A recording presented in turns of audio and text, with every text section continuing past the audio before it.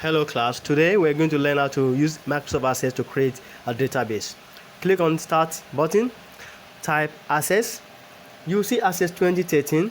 When you click on Access 2013, the Access window will open up. Click on Access 2013. Or you can click on Open there. Alright, so let's wait for what we have on the screen. Alright, then you see something like this coming up on your screen. Click on blank desktop database. Click on blank desktop database. After seeing that, click on the blank desktop database on the screen. Alright, so when you click on the blank desktop database, you will need to give your database a name. You need to give it a name. So the name that we're going to use for your database is RBIS database.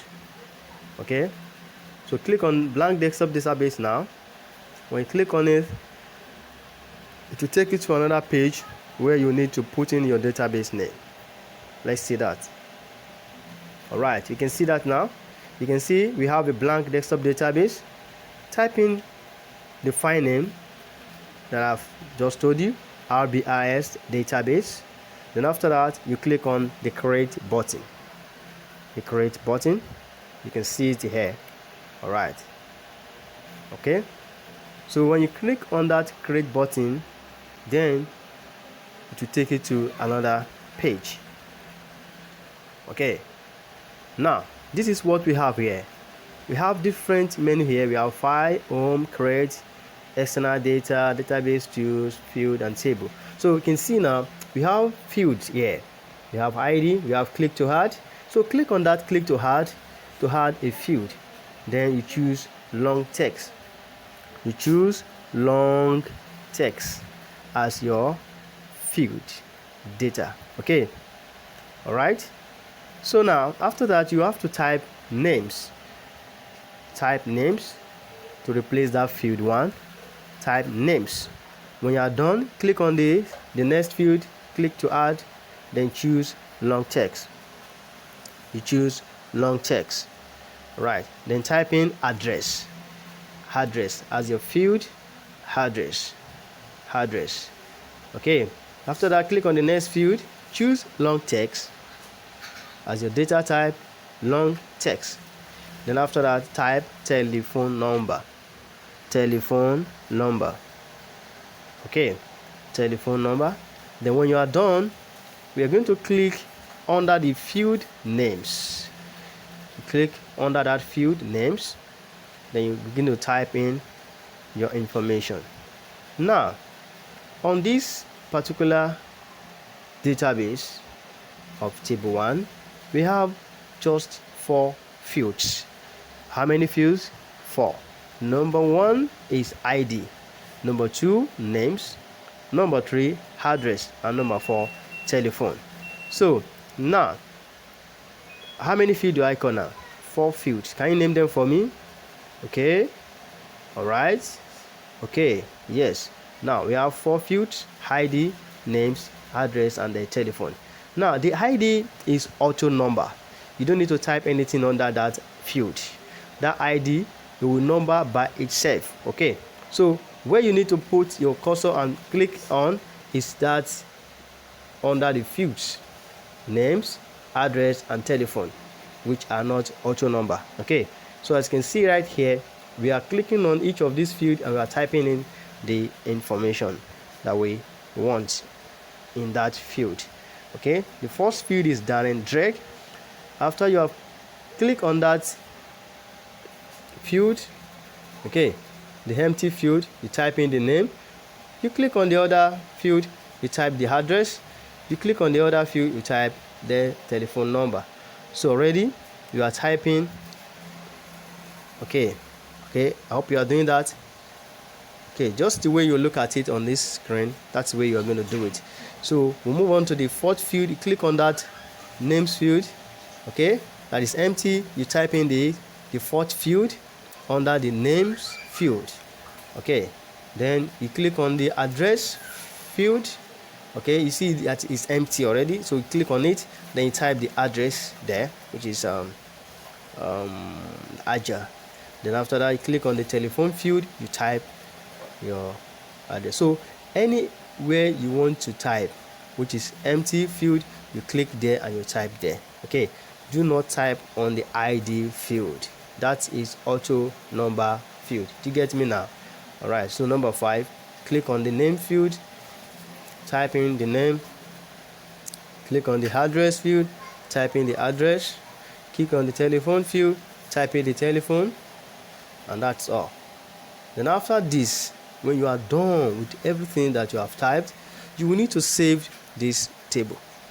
That's the next thing that we're going to do. When we are done with this, we need to save it. Okay, you click on File menu, then you click on Save. Do not click on Save As, but you click on Save. All right, so before we do that, we need to enlarge the width of these fields. You have to move your mouse pointer to the line at the middle of the field, or the line that divides, that is just in between the two fields. All right, then you drag to your right. Do you get it now? When you place your mouse pointer at that point, you see that double-sided arrow, then you drag it. So click on File now, then choose Save. No, not Save As. When you click on Save, you click on Save, you click on Save. All right, okay, we're going to get it now. All right, so like I've said before, you click on File, then you choose Save, and after that you type in the table name. The table name that you're going to type in there is students list. Students list. Okay, now you can see it. So you can see now it's showing us table name, and what we have there is table 1. So we need to change it to another name. Okay, I'm doing it again so I can see. File, Save. Okay, then you type in inside that box that you see table 1, then type students list. Students list. Students list. Okay, have you typed that? Then after that you click OK. You click on that OK button.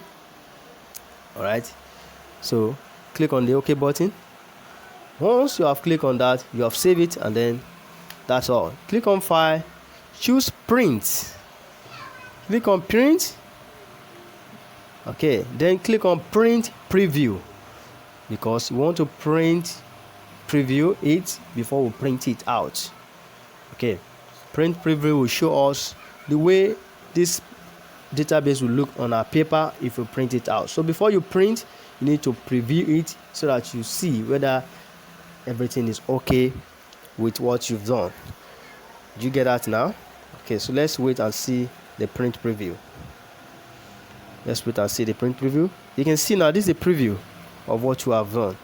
Okay, so I want you to do exactly this thing. Just do exactly the way I have done this. Do this on your computer system, and then print out this database on a paper.